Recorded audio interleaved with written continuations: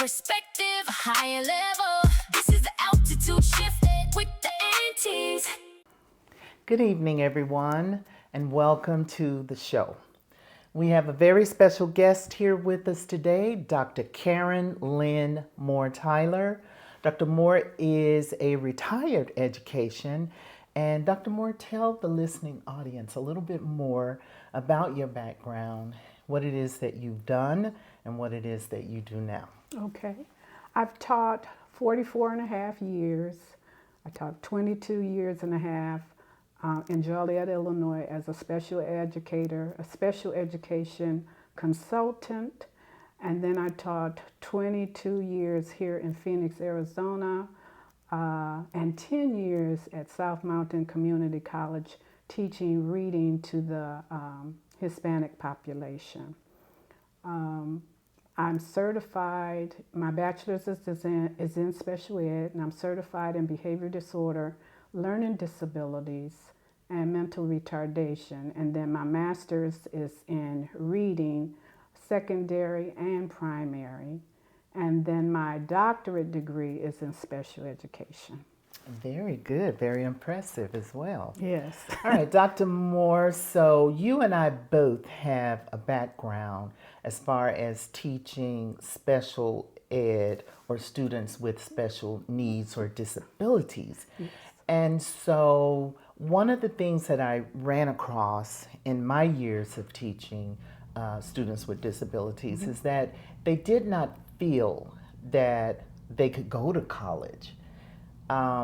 So that's what we're here to talk about. Yes. I'm going to ask you a series of questions, and you help students and parents figure out and let them know, yes, you can go. There's some things that you need to do in order to prepare, but yes, you can go. Yes. All right, so question number one.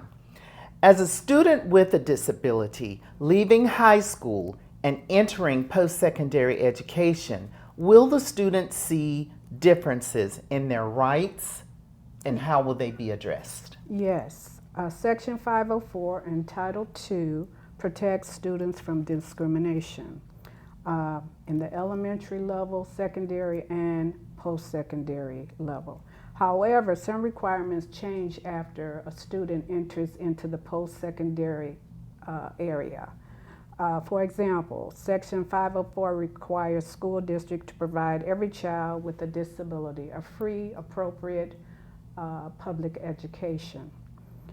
Therefore, they have to provide an IEP, accommodations and modifications to these kids, and find ways that they can help these students also in the regular mainstream of school. Okay.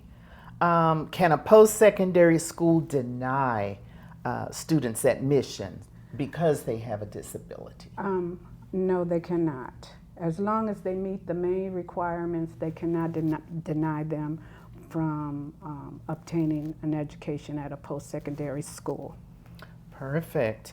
What academic adjustment or modification, accommodation must a post-secondary school provide?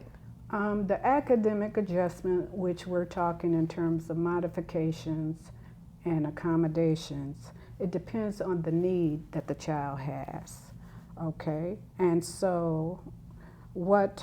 oh, wait a minute. They're not considered a child anymore. Okay. We'll say student. Student. You want to go back through this? Yes. one? Okay. Let me ask the question Okay. again. What academic adjustment must the post-secondary school provide for students? Okay. Academic adjustments such as modifications or accommodations received will depend on the disability or the specific need of a student. Okay. Some of those entail, and I do have a list here, auxiliary aids, modification to academic assignments, grievance procedures to appeal decisions regarding disability, inclusive environment where all students can succeed, curriculum adjustment, visual aids, assistive technology, graphic organizer in terms of written expression, and That's enough. that's it. That's a long Yeah. list. Yeah, yeah. Okay, if a student wants or needs an academic adjustment or an accommodation, what must they do, the student? Okay, if they need a adjustment or accommodation, it's voluntary. They do not have to let the school know that they have a special needs or they have a special disability.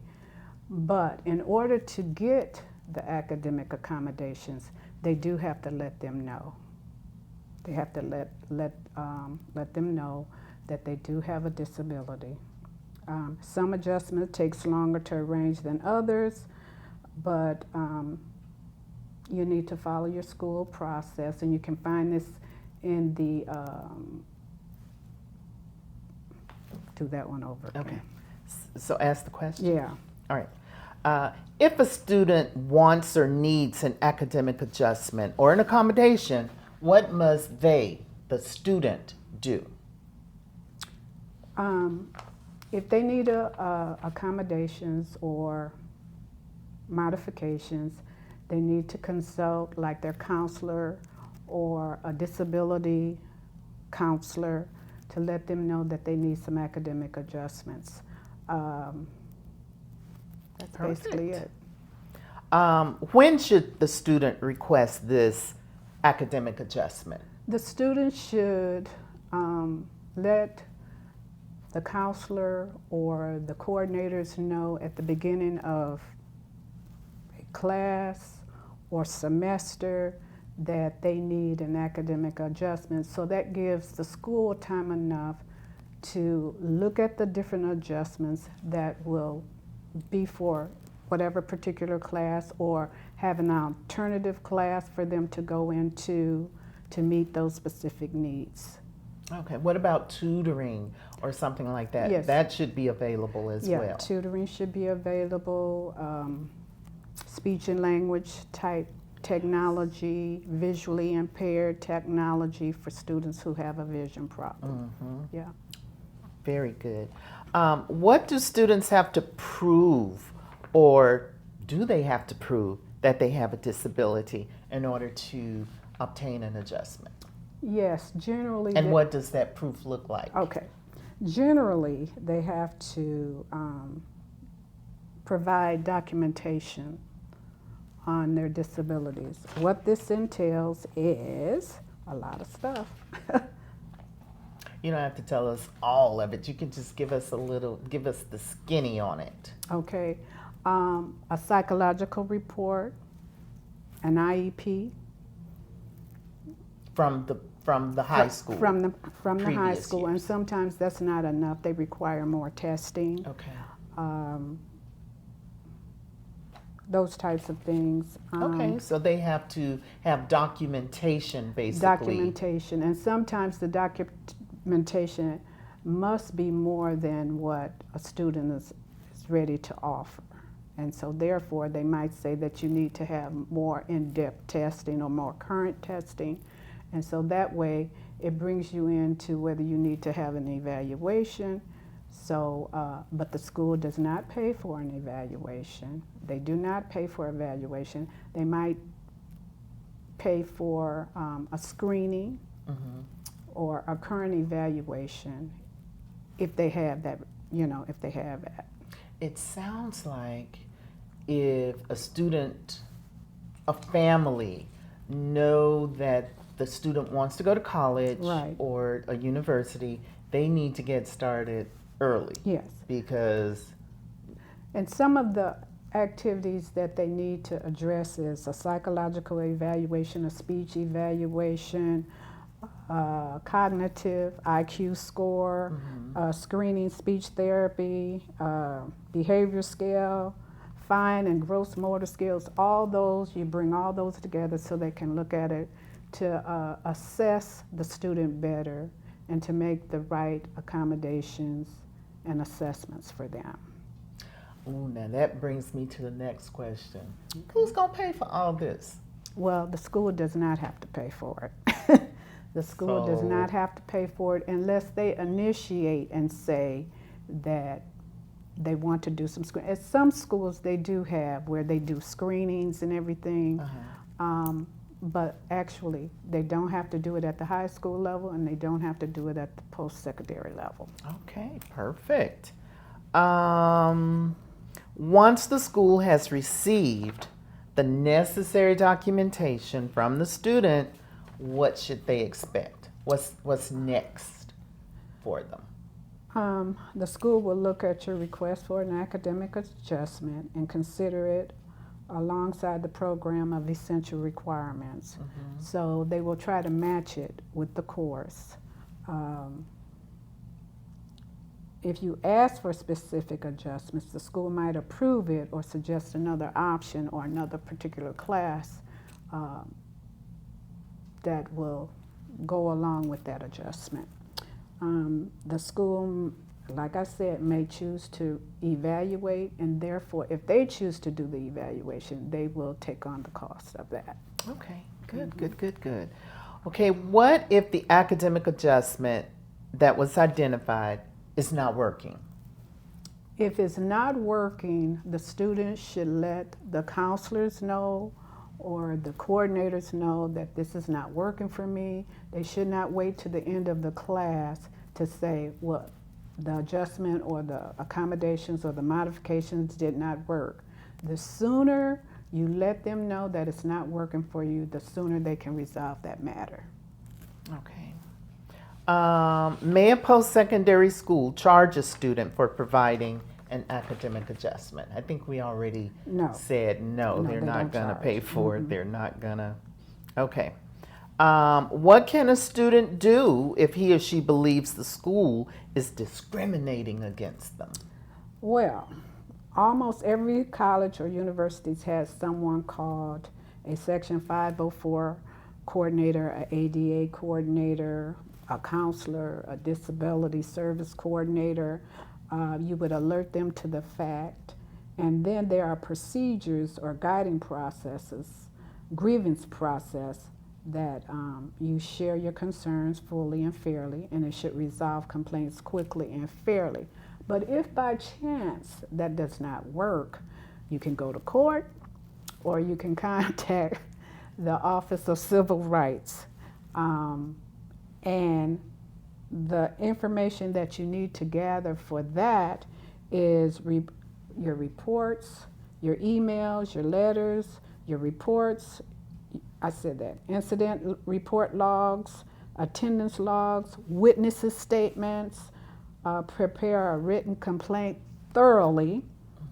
File with appropriate agency, such as the Office of Civil Rights. Yes. Mm-hmm. All right. And then follow up. Perfect. So are there any tidbits of advice that you'd like to give parents or students who currently have a disability, a learning disability or otherwise, and who are interested in attending college or university? The main thing that I would do is to contact my counselor or to seek out disability coordinators or anybody that's in connection with special needs. I will go to those departments first and let them know. Now, another thing that needs to be brought out is you don't have to let the school know that you have a disability. But if you want those modifications and adjustments, you have to let them know in order for them to do their job. Right, right. Because how else would they be able to accommodate or assist you if they don't even know you have a disability? So the other big thing is that students are going to have to do this on their own primarily. And parents need to know that at this level, there is no 504. There is no IEP. So this is basically on the student that are seeking the academic modifications and accommodations.